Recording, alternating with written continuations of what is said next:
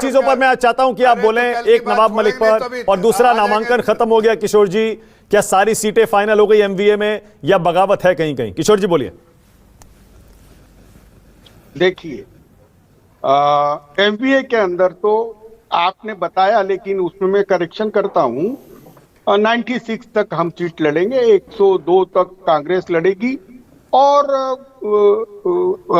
मुझे अच्छा लगता है कि शरद पवार जी 86 तक लड़ेंगे, लेकिन बची हुई सीटें हमने हमारे अलायंस को दे दी है। अब यह मामला ऐसा है, इसके बावजूद भी कहीं जगह पे जिनको टिकट चाहिए थी, ऐसे लोगों ने फॉर्म भरा है, ये मैं कबूल करता हूं।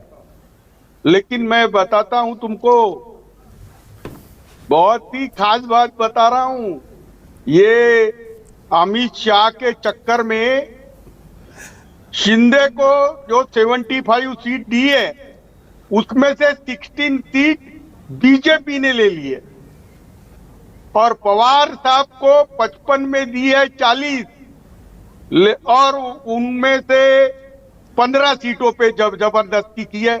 लेकिन पवार शिंदे ने अपना जो पत्ता है वो खेल लिया है। इनके पास 75 पे पवार साहब ने ऑफिशियली इंडिपेंडेंट खड़े कर दिए, शिंदे ने तो 70 जगह खड़े किए। महायुति के अंदर इतनी, देखो लोग तो रिजाइन भी कर रहे, पुराने एमपी रिजाइन कर रहे, और जफर इस्लाम आप तो रहते ही नहीं यहाँ, आप बंबई में रहते। चलो मैं पूछता हूँ, चलो जफर इस्लाम रालेगांव मतदार संघ कहाँ है? जफर इस्लाम मुझे बताइए जरी जामनी कहाँ है? जफर इस्लाम ना तो तुम्हें मतदार संघ मालूम है, ना ही तो चुनाव का कोई क्षेत्र मालूम है। और चले चरण सिंह सापरा को टिकट क्यों नहीं दिया? अरे अच्छा, मैं जवाब दूं क्या? जवाब दो, जवाब मत दो। आज सबसे कमजोर हो तुम। जवाब दो। ये देखो, मैं अभी बात कर रहा हूँ, सबसे मजबूत हो, सबसे मजबूत हो। जफर और आपको बता रहा हूँ, आपको इस चैनल पे तो देखो, ऐसा है तिवारी जी, इस चैनल पे तो आपको अधिकार नहीं था आने का। आपने दावा ठोक के कहा था मानक जी को, मैं इस चैनल से विदा लेता हूं अगर मैं हार जाऊंगा तो। कितनी बार हारोगे बताओ? ऐसा मत करो तिवारी जी। फिर आप मुंह सुटका के इधर पहुंच गए, फिर पहुंच गए। ये तो मेरा जफर भाई बोलने दीजिए ना, किशोर जी को बोलने दीजिए।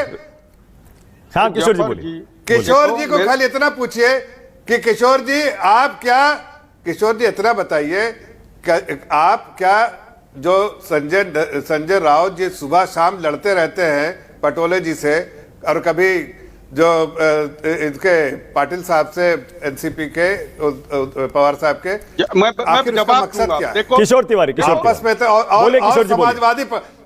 समाजवादी पार्टी के बारे में बताइए। समाजवादी पार्टी ने, किशोर तिवारी, अरे जफर भाई रुकिए ना, अभी 3 लोग और हैं, प्लीज। हाँ बोलिए किशोर जी। देखो, आधा घंटा से जफर कोई बोलने लगा रहे हो। जफर भाई, मैं एक बात बोलता हूं तुमको, प्रभु रामचंद्र ने मुझे कहा था कि जब तक सुपड़ा साफ नहीं होता तब तक तुम है ना जफर की धुलाई करते रहना। लेकिन अरे यार, थमो मानक मेरे में दम है जब मैं बोलता हूं। अनिल देशमुख हो या संजय राउत, एक मिनट रुको ना। अरे यार, अनिल देशमुख हो या मैं पूरा बोल रहा हूं। अनिल तिवारी जी, आपके बात ऐसी होता है, मुझ में दम नहीं लेकिन हम किसी से कम नहीं, वही है बस, और कुछ नहीं। पेट जेब खाली लेकिन भर दो मेरी थाली, वही वाला हिसाब किताब है। अरे भैया, इस बार हार रहे हो, क्यों ऐसा नाटक कर रहे हैं तिवारी जी? मुझे कह दीजिए ना कि हमारे आपस में जो इतना मुठभेड़ है। मानक तुमने पूछा है वो जवाब मैं दूंगा। हाँ बोलिए किशोर जी, बोलिए। मानक, जैसा अनिल देशमुख को विक्टिमाइज कर जेल में रखा गया, जैसे संजय राउत को झूठे आरोप के अंदर रखा गया, और जब उन्होंने देवेंद्र फडणवीस पर पर्सनल अटैक किया समीर वानखेड़े के केस में, उनको भी विक्टिमाइज किया गया और जेल में रखा गया। और मैं बता रहा हूं, ये हिम्मत चाहिए, मुझ में हिम्मत है जो बोल रहा हूं। और वो उनको छूटते नहीं तो वो मर जाते। उनका तो क्रिएटिन 10 हो गया था। ये क्या चल रहा है?